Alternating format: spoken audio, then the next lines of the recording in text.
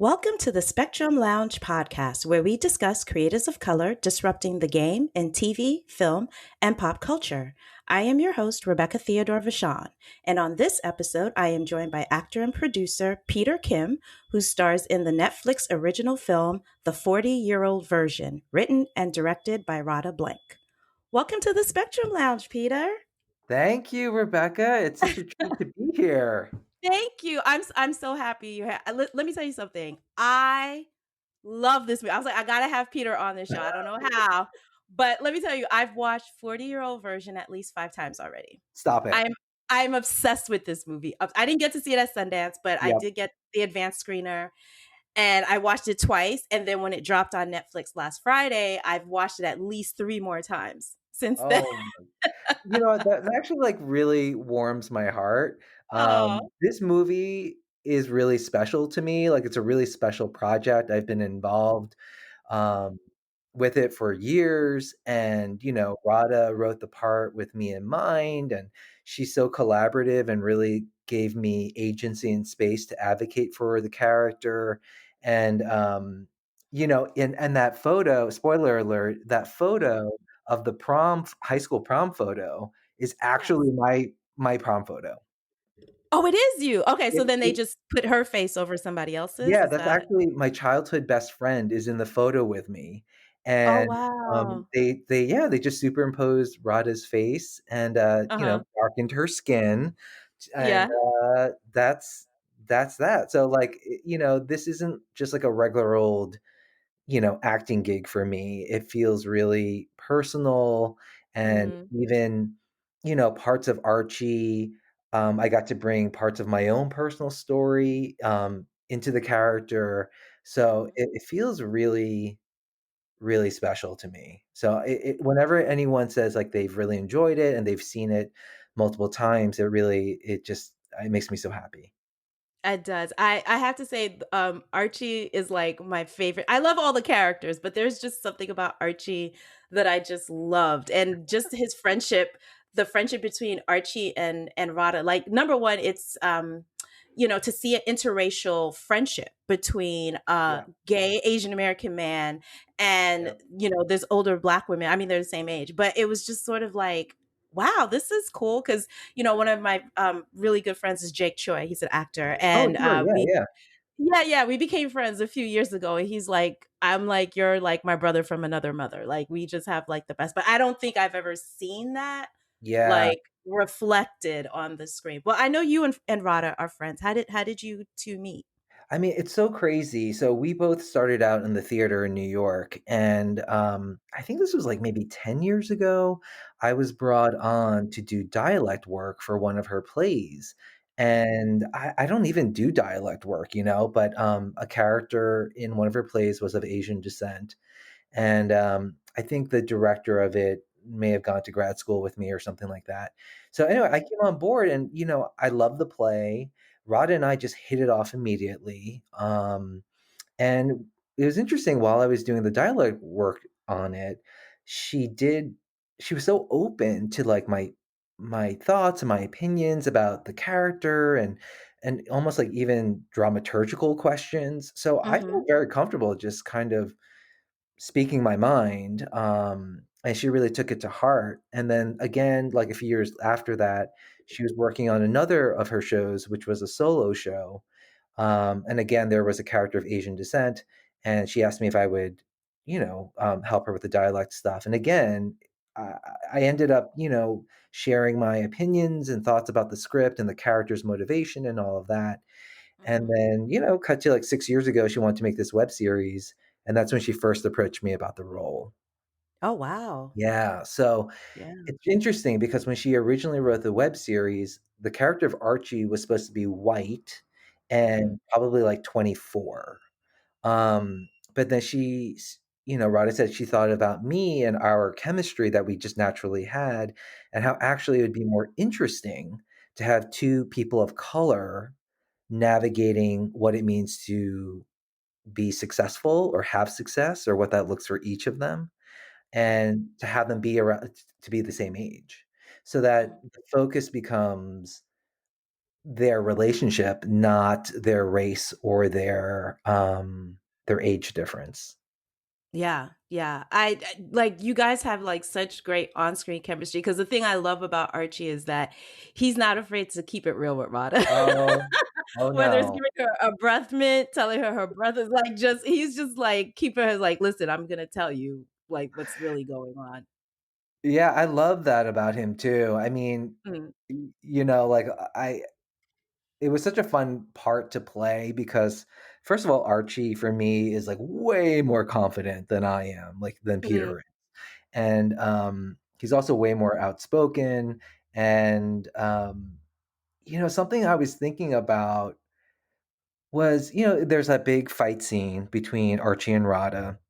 mhm, And I while I was thinking about that scene and that monologue that he has, there's some for me there's some gay men who can code shift essentially, who can right. kind of like pass for straight, and there are others that just can't, and Mhm, in a mhm. way it's kind of like it's almost like not privilege, but it is a type of armor. Right. And Archie does not have that armor. He is one of those guys that just can't quote unquote pass as straight, whatever that means. So Mhm. in a way, he had to build up an armor um, that I think is very specific to him. So it was really Peter learned so much by stepping into his shoes. Right. And the thing that I also liked about the movie is that you weren't just the only token gay person or queer person, because in the movie we also know that two of Radha's students end up liking each other. So there's a Yeah. queer female. So I really love that. It wasn't just like, oh, here's my well, I did want to ask you, like, as far as because Archie is such a specific character, Mhm. and so can you tell us, like, between you and Radha, just kind of like making sure that Archie did not fall into like that gay best friend trope, Yeah, but to actually totally. make him, yeah, how did that work? Yeah, I mean, obviously that's something that was, on my mind. And for me, it was just like really making sure that that he had a full arc. Hmm. Um, so, the thing is Radha's script was so airtight to begin with. So she had Right. already written in this arc. So our collaboration was also just fine tuning the arc that was already there. And I mean, it's like it was in the writing already, and it was really important to both of us that the motivating factor of why they do everything they do is because they love each other. Mm. Like Archie will throw down, he will climb mountains for his clients, but especially her because she's his best friend. So Right. that everything was rooted in love. Um, that was really important, and I think that chemistry and that love between the characters is real, so the audience is able to forgive us when we do horrible things to each other or we do horrible things. Right. So that was really, I think, paramount, that we just Mhm. emphasized the love that they had for each other, and that it wasn't just, them, just fighting about like this or that. There was something deeper that they were both struggling with. Uh, Mhm. besides, yeah, it's like, there I think it's what happens when you get older. Um, relationships change, some of my personal relationships have changed when my close female friends, and non-female friends, they have kids, and it just Mhm. changes the dynamic. So you have to kind of like, I don't have children. My husband and I, we have a dog, but you have to kind of invest in the relationship, and you have to kind of, the relationship is changing, so you have to either change with it or not. And so it's like a reckoning that this friendship, I think, had coming for a while. Right. I remember there was this one scene. It's very it goes quick, but it was really interesting. I think this was when Radha's character spends the night at your house, Uh-huh. and you guys are having breakfast and you're like kikiing, but then, she kind of does like an imitation of an Asian accent. And I loved how Archie called her out on it, like, ah, and she was like, oh, I can't do that. He was like, no.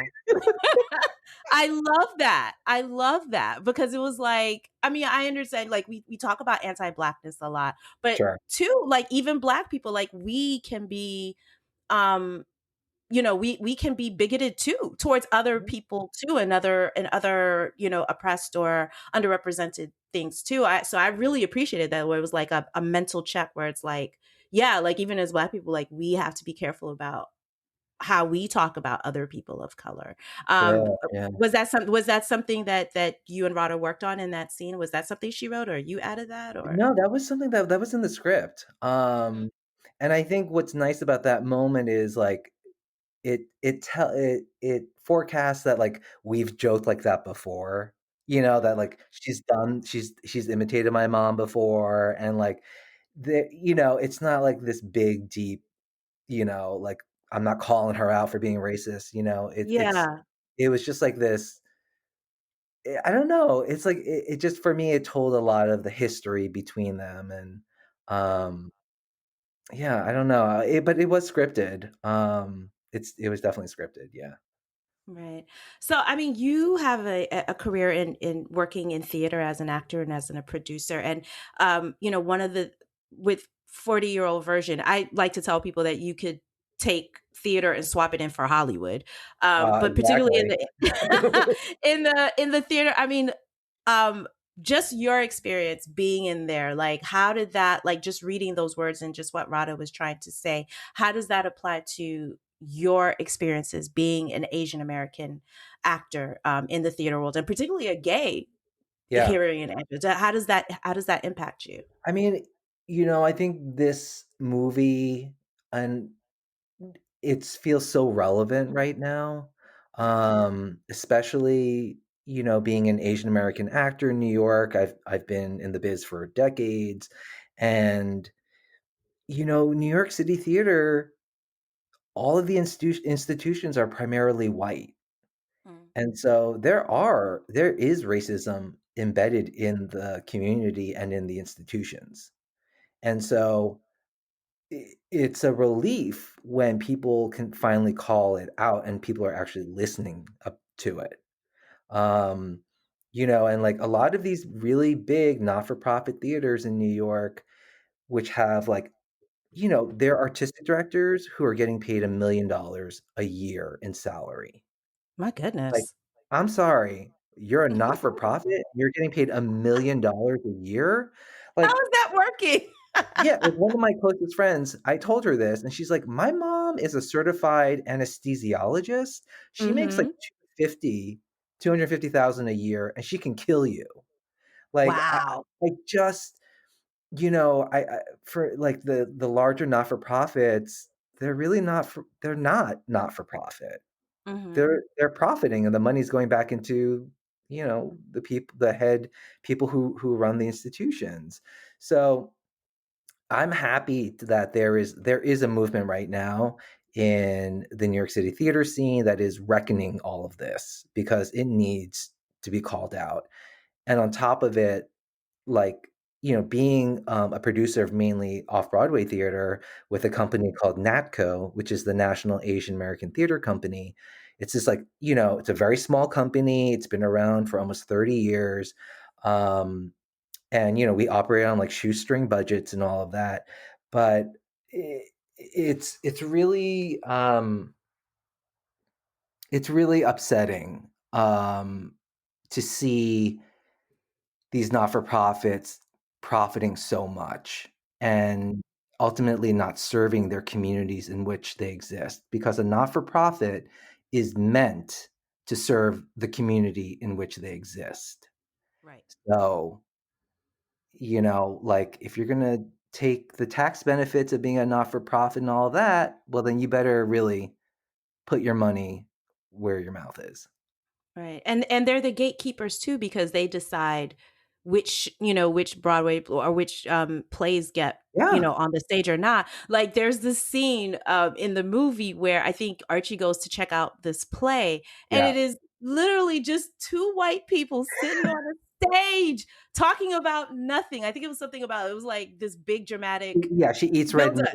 Yeah, and it was Yeah, just like, and it's you could garbage. see the yeah, and you can see the look on Archie's face, like, this is some BS. Yeah, Meanwhile, he's fighting for his client for fighting for Radha, yeah. who has a play that is, about life, but it's like it can't. But I mean, just for you, have you seen that where it's sort of like this double standard where the art that white theater writers Mhm. had to put on compared to people of color, where it's like our shows like our plays have to be about something, like they have Yeah, to be, you know a what I mean? 1,000%. I mean, like, Hmm. if you really there is the stereotype or this myth about, people who look like me is that we're the perpetual foreigner. That we are not American or we're not from here. We're always from somewhere else. And so it's there are shows that have predominantly Asian American cast, but you feel like it's like an Asian play meant for white people. Hmm. So it's like the Asian version of like poverty porn. It's like this is not really meant for us. This is meant for the white theater going community because this is what they expect when they see Right. people who look like me on the stage. So that is very real. And so I'm a big proponent of new work, new plays, because I feel like those are the plays that have space for me, Hmm.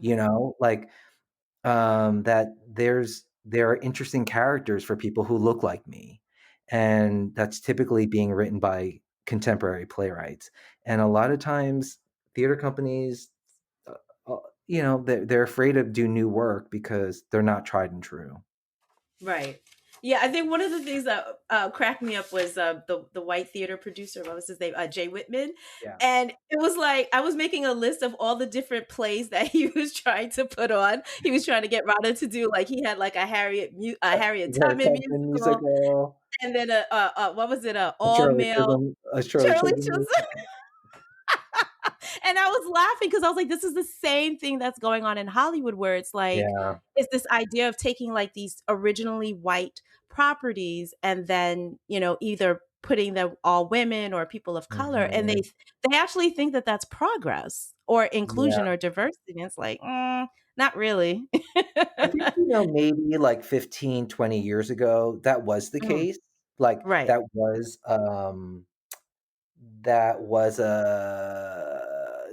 sort of like progress, Hmm. but we're not there anymore. We are demanding more. We're just demanding more. It's not only important now that like we see ourselves, but like now we want the stories that represent people who look like us. You know what I mean? Not just like slotting in like, oh, this Asian person, this, Latinx person, and then this Black person. So great, now we're diverse. But, now it's like, well, okay, well, we want to hear what these stories are from these communities. So I think Right. that's the shift that's happening now, which it's time. Because I do talk, because I'm friends with some Asian American actors and actresses, and they said that one of the frustrations is Hollywood's is still struggling. I'm sure theater is too. It's still struggling not only with the Asian identity, but struggling with the Asian American identity. So Yeah. many, they'll tell stories of how they'll go for uh an audition, and Mhm. all of a sudden the casting director is like, "Well, can you give us an Asian accent?" And it's like, well, it wasn't. Oh, now that I'm auditioning for it, now it has to have this accent. Yeah. Yeah. Because I remember, yeah, go ahead. I'm sorry. No, I was gonna say there is that tension, because as the market gets more global, um, you know, I think, especially with Hollywood, they're trying to find content that will satisfy their Asian audience as well as their American audience. And, sometimes Asian Americans kind of fall through the cracks Mhm. because some people in Asia, when they think of American, they don't think of people who look like me. You Mhm. know, they so Asian Americans were sort of in this weird in between.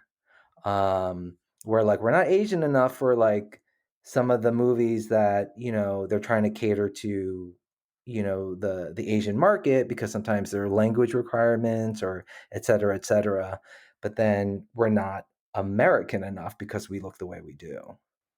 Right. Yeah. I forget. Oh gosh. He was the lead actor in Into the Badlands. I'm trying to remember his name right now, but he was saying how, he was born in San Francisco. He's Mhm. Asian American, and yet he could not find success as an actor in America. He had to go to Hong Kong, Yeah. and I think he said, oh, Daniel Wu. And he was saying that, it was at a party, he saw Jackie Chan. Mhm. Jackie Chan saw him, and I think somehow, that's how he was able to get. So he was like, I had to go overseas to Yeah. go find my and then come back here. And I think Daniel Henney said the same thing, something Yes, similar. yeah, he was, like, one of the first major, Korean Americans to go to Korea to really and he Mhm. became a huge star out there. Right. And it's so messed up. It was like, but then I was like, but isn't that's not that much different from Bruce Lee, right? Like he was Yeah. here, he Yep. couldn't find, and then he had to go over to his homeland. And then once he made the movies that were important to him, Yep. then Hollywood saw, his value. Exactly. I was just like, um, but yeah, there was something that happened. I did want to ask your opinion on this. Mhm. There was a casting company or a casting agency. I think they're called Palladino Casting, Mhm. and they put a casting notice out for Asian Americans. They were casting Asian American roles, and this is what they said. It says about their appearance, how they should look. They said for the eyes, although almond shaped, not too turned down, and no monolids. Oh. I had to send it to you. I was just like, wait a minute. And it was Holy actually, yeah, cow. it was Simu Liu. He found it. So I Oh. guess and he posted it on Twitter and it went viral because then, I mean, it was everybody from like all different races that were like, Oh. WTF? What was that Oh. about? But is that something that because that does seem there is this conversation leading Mhm. the question is the conversation is even in the representation of Asian or Asian American actors that there sometimes tends to be a tendency to cast mixed race Mhm. Asian or Asian American actors that they're what I mean because of the Yeah. features they're looking for Mhm. features that are still Europeanized in a way, Yes. and the eye is a Mhm. perfect example of that. Have you Yep. experienced that or known anyone who experienced that? Yeah, first of all, I've never heard of a casting call that explicit in terms of appearance. Like, that is crazy town. Right. Yeah, I mean, I think sure, like, it does happen where you're like, "Oh, they cast, like, the mixed race Asian person as opposed to the, you know, full Asian person." I hate qualifying in that way because I have Right. plenty of friends who are mixed race Asian and something else, and I don't think they're less Asian because of that, you know? Right. But, yes, I think there is a tendency in Hollywood for actors of Asian descent, like, they want them to look a little bit more westernized, so that may happen. I mean, in my experience, listen, I'm not mixed race, I'm 100% Korean, so there's nothing I can do about it, unless I got some surgery, you know? But, it's such a tricky thing. I feel like, with actors and what we go in for and what we don't go in for. Because, who am I to say that you shouldn't go in for something because I don't agree with the politics of it? Because at the end of the day, like, it's a personal decision, and sometimes people need the money or they have other Mhm. motivating factors. So, I don't, I don't really like to like come. I mean, all I have to say is like every decision that I have made, in terms of even accepting an audition or not, is something that I take very seriously. And if it's, something that I feel like is offensive or racist, I don't go in for it, period. And that's my decision, you know? Mhm. I don't have to go in for everything, especially if I don't believe in it. Right. Um, so Yeah, I mean, there is a lot of discrimination and all of that, but you know, like this industry is not a meritocracy. Mhm. Meaning like it's not just talent that will get you there to wherever you're trying to get. So there, we as an actor, you have very little control or authority, and the only control you have is to say yes or no. And Right. so that's the power that you have and that you should yield. You should use. Mm. So how do you feel that as far as representation, speaking specifically of Asian American representation, how are we doing in TV and film? I have to I'm like, say, yeah, like, listen, like I've been acting professionally for almost 3 decades now, and mhm, I will say, there's like I'm like sort of pessimistically hopeful, that we're in sort of a tide change. I, I will say, like immediately, probably in the past, I don't know, 3 months. A lot of the projects that I've been auditioning for are Asian American specific with mhm, Asian American storytellers with Asian American storylines. And that has certainly not been the case before. right. So, I think the industry is listening. Um, and I hope, you know, the projects get greenlit and they go ahead.